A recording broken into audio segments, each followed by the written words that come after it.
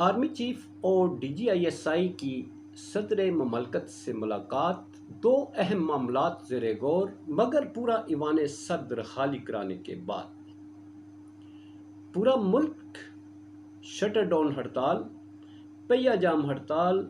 गिलगित बल्तिस्तान में हालात out of control.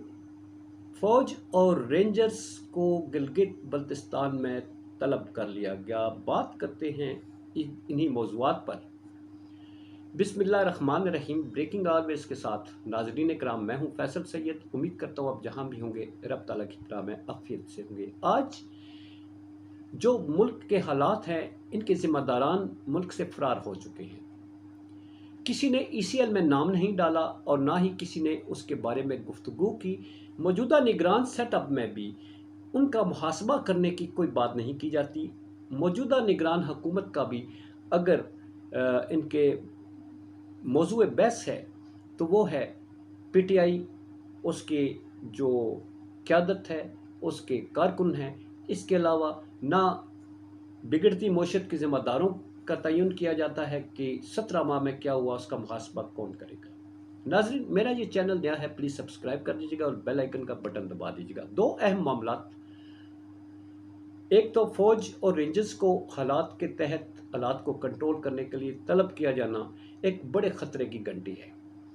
दूसरी, जो आर्मी चीफ और DGISI की सदर ममलकत से ईवान सदर में मुलाकात होती है, किन हालात में होती है, वो एटमॉस्फेयर किस तरह का बनाया जाता है, उस पर बात करते हैं। मगर आज के दिन के हवाले से अगर बात करें, पूरा मुल्क जो है, लोग सड़कों पर बिजली के बिलों, गैस के बिलों और पेट्रोल की कीमतों में इजाफा, इन सब ने मिलकर लोगों का जीना जो है वो नामुमकिन बना दिया है। दूबर, अगर कहें दोबर कर दिया, दोबर नहीं, नामुमकिन कर दिया है, बल्कि गैर मुमकिन कर दिया है, जिससे लोग मजबूरन बाहर निकले।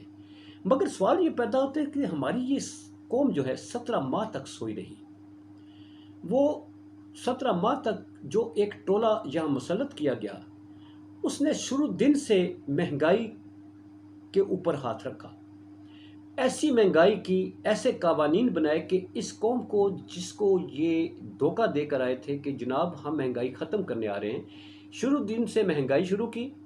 ना सिर्फ महंगाई शुरू की, महंगाई के ख़िलाफ़ आवाज़ उठाने वाले, उनके इक़दामात पर तनकीद करने वाले, उन सब को दबाने के लिए कानून साजियाँ की गई। सहाफ़ियों को उठवाया गया, गायब करवाया गया और मुल्क से ही उनको भगा दिया गया। ये सब देखते देखते हुए भी हमारी कौम जो है वो खामोश रही।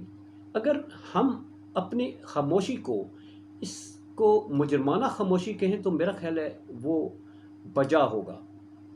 हमारी कौम, हम लोग जो हैं, हम ऐसे लोग हैं कि इमरजेंसी में तो हमने जाना है, गाड़ी का इंतज़ार कर रहे हैं।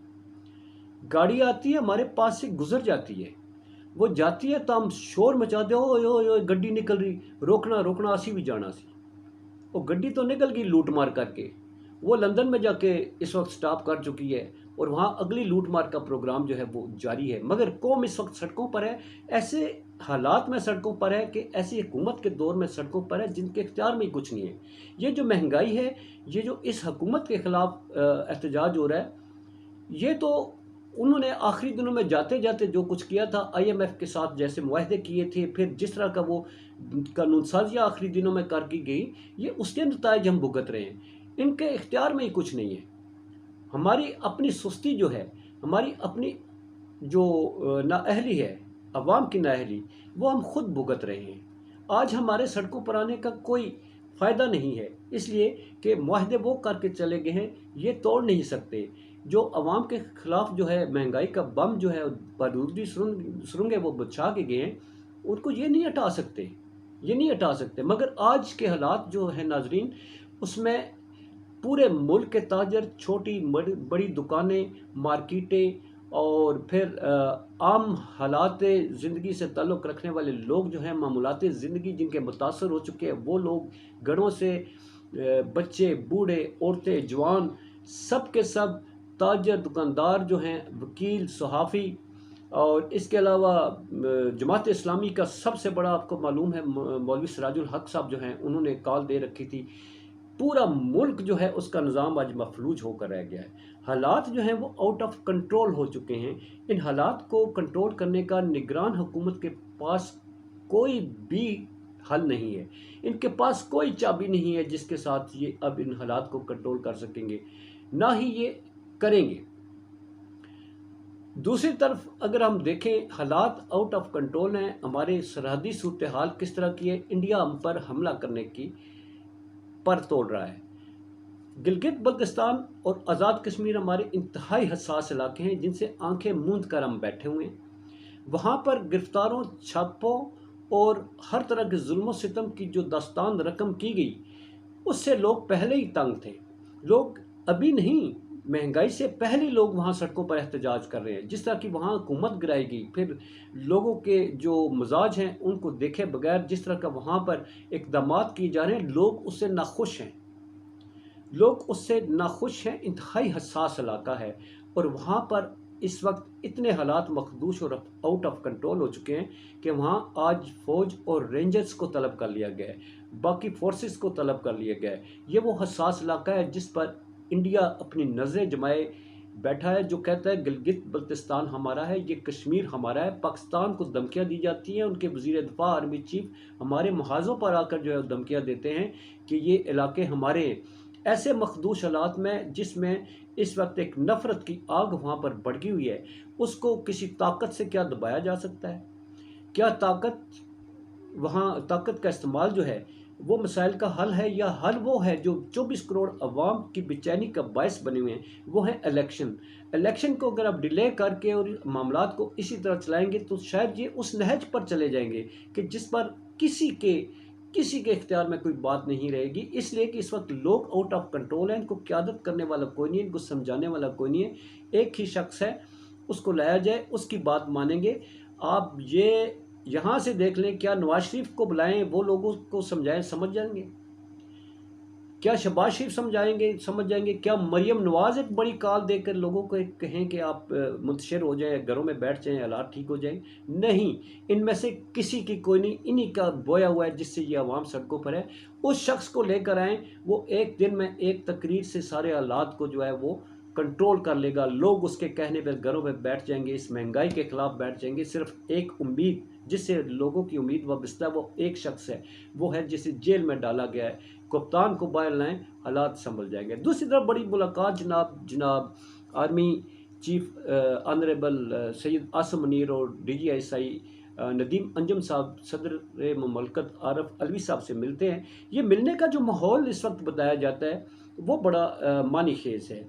कहा जाता है कि ईवान सदर को खाली करा लिया जाता है इस मुलाकात से पहले, वहाँ के स्टाफ को जो है वहाँ से हटा दिया जाता है। वहाँ सारी मतलब है 3 लोगों के अलावा, ये 3 जो मुअज़्ज़ज़ शख्सियात हैं, इनके अलावा वहाँ कोई मौजूद नहीं होता जो ये बता सके कि इस मुलाकात में क्या बात हुई। मगर एक असेसमेंट है, लोगों के तर्जीह हैं, लोगों के गेस हैं कि क्या बात हुई होगी। 2 बातें जो हैं इस वक्त वो उन पर बात की जा रही है। नंबर 1 ये कि सदर जो आरफ अलवी हैं, वो इलेक्शनों की तारीख देने जा रहे हैं, इलेक्शनों की फाइनल तारीख। जो अदालती मामलात हैं वो जो रुख इख्तियार करते जा रहे हैं, उसके फ़ैसले हमारे सामने हैं। गेस किया जा रहा है कि फ़ैसले किस तरह के आने हैं। इलेक्शनों के बारे में वो फ़ैसला दे चुके हैं कि 90 दिन के आगे एक दिन भी नहीं जाएगा। अब सदर ममलकत ने तारीख देनी है। क्या उस तारीख को रोकने के लिए दबाव डाला जा रहा है? बद नज़र में ऐसा तो नहीं लगता कि सदर ममलकत जो कमांडर इन चीफ है उनको दबाव में लाया जाएगा कि आप इलेक्शन की तारीख ना दें। और क्या वो तारीख ऐसा मान जाएंगे, या उनसे मुशावरत की गई है कि आप हमें बताएं कि इन हालात को कैसे कंट्रोल करना है? दूसरी बड़ी बात जो है, इन्हीं हालात को कंट्रोल करने के लिए और चेयरमैन PTI के साथ जो है मामलात तय करने के लिए सदर ममलकत से जो है उनसे कोई कोऑपरेशन मांगी गई है कि वो उनकी मुआवनत करें कि इन हालात को उस पार्टी के साथ जो है इसको किस तरह से सेटल किया जा सकता है, जिसके नतीजे में ये जो आज के हालात पैदा हुए हैं इनको कंट्रोल किया जा सके। इन 2 बातों के अलावा नाज़रीन और क्या कोई बात होगी? होना तो ये चाहिए था कि एक एलामिया आता मुलाकात का, या कोई اس کی پریس ریلیز جاری ہوتی کہ ان معاملات پر بات کی ہے، تو یہ چہ گوئیاں جو ہیں یہ نہ کی جاتی ہے۔ ہر شخص جو ہے وہ اپنی تجزیہ پیش کر رہا ہے، کوئی کہتا ہے یہ بات ہوئی ہوگی، کوئی یہ بات ہوئی ہوگی۔ اصل کسی کو کوئی معلوم نہیں کہ بات کیا ہوئی ہوگی۔ وہ جو بات ہوئی ہے وہ صیغہ راز میں ہے، جب تک وہ سامنے نہیں آتی اس پر ہم بھی اپنی کوئی رائے نہیں دے سکتے۔ یہ جو عام ڈسکشن ہو رہی ہے ہم بھی اسی کو آپ تک پہنچا رہے ہیں۔